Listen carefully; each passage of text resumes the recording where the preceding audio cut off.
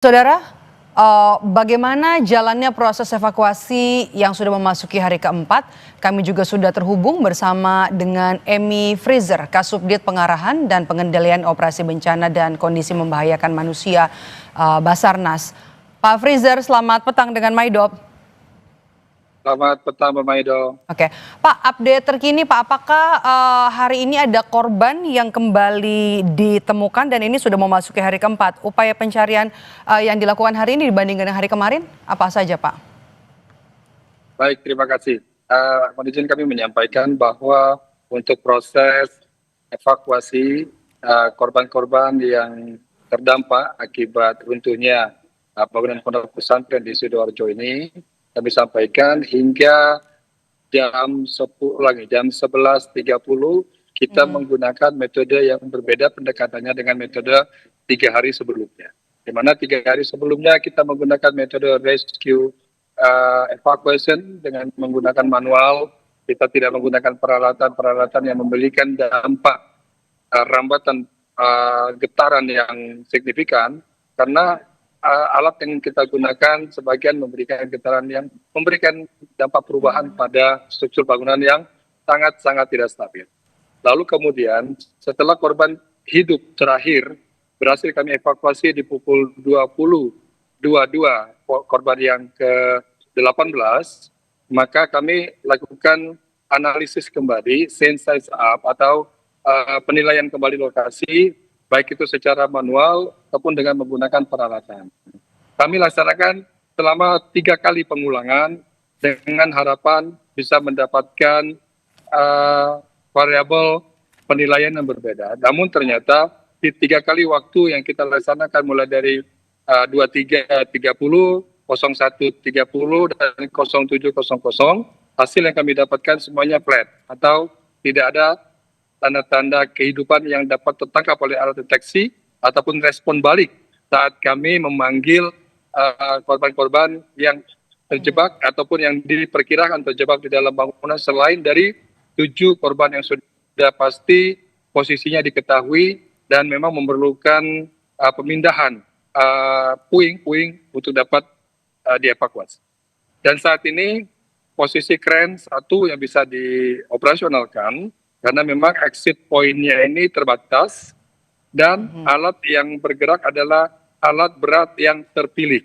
Artinya tidak semua alat berat boleh dioperasikan dalam membuka akses. Jadi tujuan kami menggunakan kren, salah satu alat yang kami pilih untuk memindahkan puing-puing ini adalah untuk dapat membuka akses dan juga menciptakan ruang baru untuk kita memudahkan dalam melakukan penilaian, dan juga bila puing yang kami angkat ini terdapat korban, maka proses pengangkatan akan dihentikan, dilanjutkan dengan proses evakuasi. Sehingga kami lakukan secara bertahap, tidak gerasa-gerusuk, karena kami sangat menghormati hak dasar dari korban yang terjebak, tanpa kami melakukan dengan pendekatan yang selalu kehati-hatian dan bertahap. Dan semua kendali tetap berada di Basarnas walaupun secara teknis dilaksanakan oleh Kodim Sidoarjo dan juga ITS Surabaya. Ini sangat jelas dan juga kita sepakat harus ekstra hati-hati, termasuk juga pemilihan alat berat yang digunakan tim SAR untuk nanti bisa memindahkan puing-puing reruntuhan, sekaligus juga apabila nanti masih ada harapan korban yang terjebak bisa ditemukan. Berapa alat berat Pak Freezer yang diterjunkan, kemudian apakah ada jalur yang kemudian dibuat tim SAR untuk bisa mencari korban? Baik, kami sudah men-standby-kan 5 kren dan 1 dozer.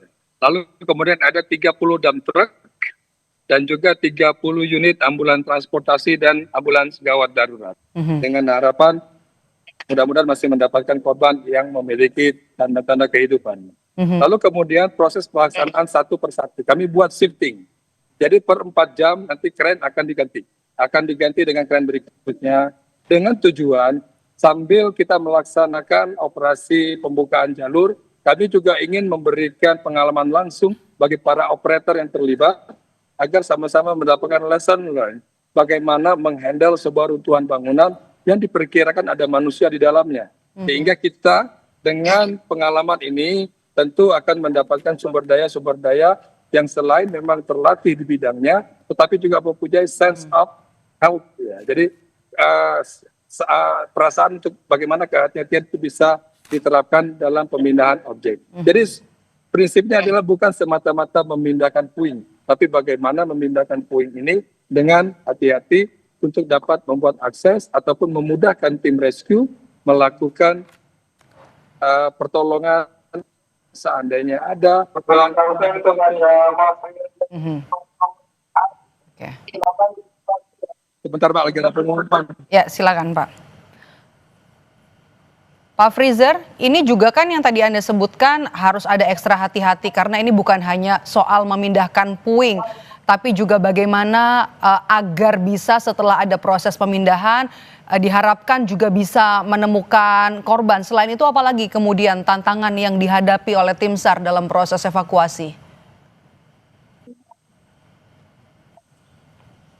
Mohon maaf Pak, saya tidak bisa mendengar suaranya karena ini speakernya terlalu besar. Dia bisa ditahan sebentar kah? Oke. Baik. Pak Freezer?